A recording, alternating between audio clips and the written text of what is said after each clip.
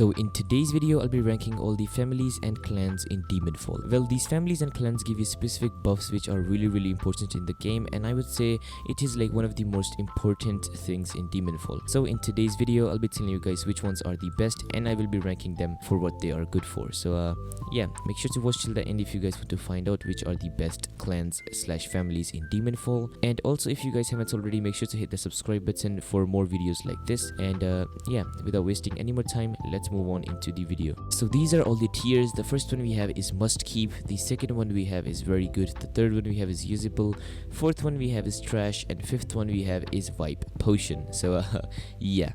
Now let's start ranking. Just as a side note, I'm not going to be including all the common ranks slash families because they do not actually give a buff. So these are up on screen right now, which I'm not going to be including, but other than that, all of the clans in the game are right here. So the first one we have is Hashibira. This one is actually very good because it gives you a boar mask, which is used by Inosuke in the anime, and you can use it. It's really cool. It also has a really good buff, which is 10% health regen, which is really good in PvP, and like basically in all the game aspects it is really good. There's only one side effect, and that is your hunger drains like 10% faster, but besides that, this clan is really good because it gives you 10% more health regen, which is just insane. So in my opinion, it goes in the very good section. It doesn't go any higher than that, like in the must keep or anything, but it is like a really good family to have. So yeah, let's move on to the next one. So the next one we have is Ubi Yashiki. Ubi Yashiki is, I would say, decent. It gives you 10% experience overall, and also gives you 2 skill points when you start the game out. But once you get like higher in the game and you are like prestige 10 or something, you should change this because like the 10% experience doesn't give you anything. So yeah, but in my opinion, it is like a really good clan to go for. If you guys already have this, do not spin it. Like 10% experience is a lot. Basically, if you kill a Kaigaku, he will give 6,600 experience instead of 6,000, and that is really OP if you guys going for like prestige 10 or something. So in my opinion, this clan goes in the must keep section. Then the next one we have is Agatsuma.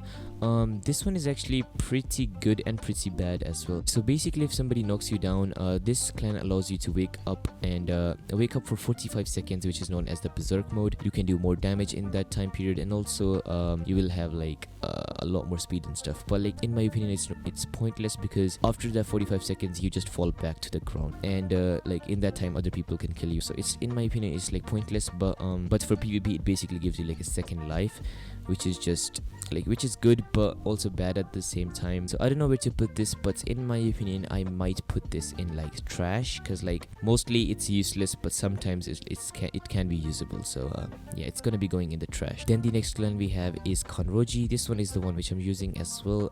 This gives you 15% damage on everything, which is just insanely broken. So basically, if you were to deal like 100 damage to a player, if you had this clan, you would need 115. It doesn't like sound as much, but it actually is a lot, and I would say it is like one of the best clans in the game. So yeah, it definitely goes in the must keep section. So if you guys have this, make sure not to spin this, because this is really OP, especially for the people who are like prestige 10. They can go for this and like become like a moon breather or a sun breather, which is really OP. So let's move on to the next clan. The next one we have is Kocho. This one is actually pretty good and like pretty useless in my opinion, because the only thing it does is when anybody attacks you, it just basically poisons them. For example, if somebody close range attacks you like M10 or anything, they will take some poison damage. But like in my opinion, it's not that good, because like you can get a lot more better. I'll just put it in the trash section, but it might move up later on in the video. So yeah. Then the next one we have is Igoro. Igoro is actually pretty good in my opinion, because it gives you dash mastery from the start, and also gives you +2 movement speed or something, like you are faster. It is really good in my opinion, because like it's like the only clan which gives you speed and also gives you like dash mastery, which is like 4 points basically, like the endurance one and the double jump one, and like 2 points for dash mastery, which is really good. So it's a really good clan to go for, and I would say it is definitely going in the, because the speed doesn't like seem much, but it is actually a lot of speed, and it's really good. So yeah, it's going in the very good tier. Then the next one we have is Rengoku. Rengoku is like a pretty decent clan, and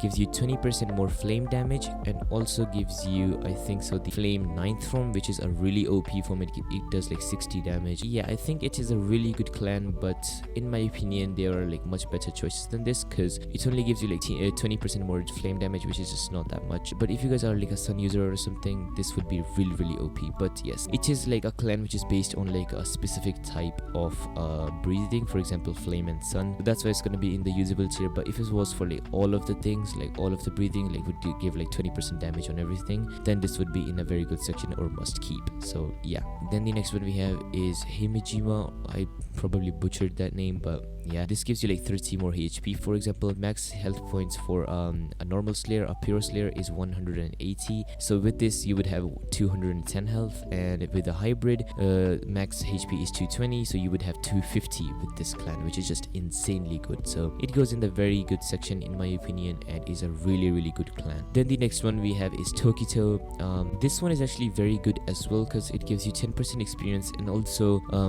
gives you the mist 7 form I think so, or like the 8th form, which is really good as well. And also gives you and also you can learn moon breathing easier with this. You don't need to prestige if you were to learn moon breathing, which is really OP. So yeah, in my opinion it goes in the very good section as well. Then the next one we have is Tomioka. This one is actually decently good, because it gives you you're basically born as like a swordsman, and by that I mean like you will have the lunge ability, which is really OP. You will also have this shoulder bash at the start of the game without putting in any stat points, which is really OP. So yeah, this one goes in the very good section in my opinion as well. Then the next one we have, which I do not know how to pronounce the name, and I'm not gonna try. It's like the one which starts with the S. It's up on screen right now. Yeah, this one is actually pretty good as well. It gives you 25% more health regen, 25% more stomach drain. Like you basically run out of hunger faster, but you heal a lot more faster, like in fact 25% more faster, which is really OP. So but in my opinion it goes in the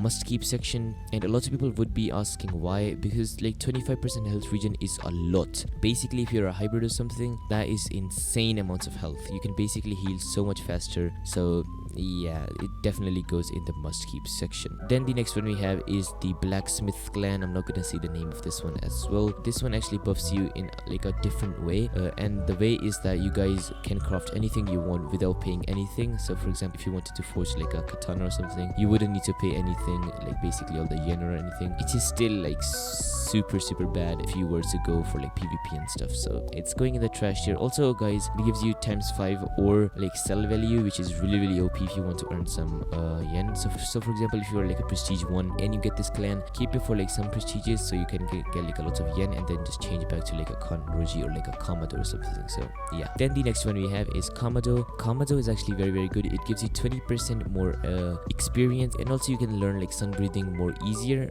Also like you get the first move of sun, like the flame, the sun dance or something, I forgot the name. It's worth 8 points in the skill tree, and you get it for free, which is really OP. So yeah, it is a very good clan, and definitely goes in the must keep section. And also I have and also if you are a demon, you do not burn in the sun, which is just insanely OP with this clan. It is basically the best clan for a hybrid, or what do you call it, a demon that you can get. Then also I've decided to move Ubi Yashiki down, because it only gives you 10% experience, which Tokito gives you as well. So it's gonna be down here, but all of the ones which are ranked in must keep are gonna be staying there, because they are just insanely OP. So yeah, this is my tier list. Also guys, the white potion section, all the common clans are gonna go in here, because you basically don't get a buff from them. So yeah, basically white potion and go for a different clan. So yeah, this was the tier list. Thank you guys so much for watching. Make sure to hit the subscribe button if you are new to the channel, and yeah, I'll see you guys in the next video. Peace.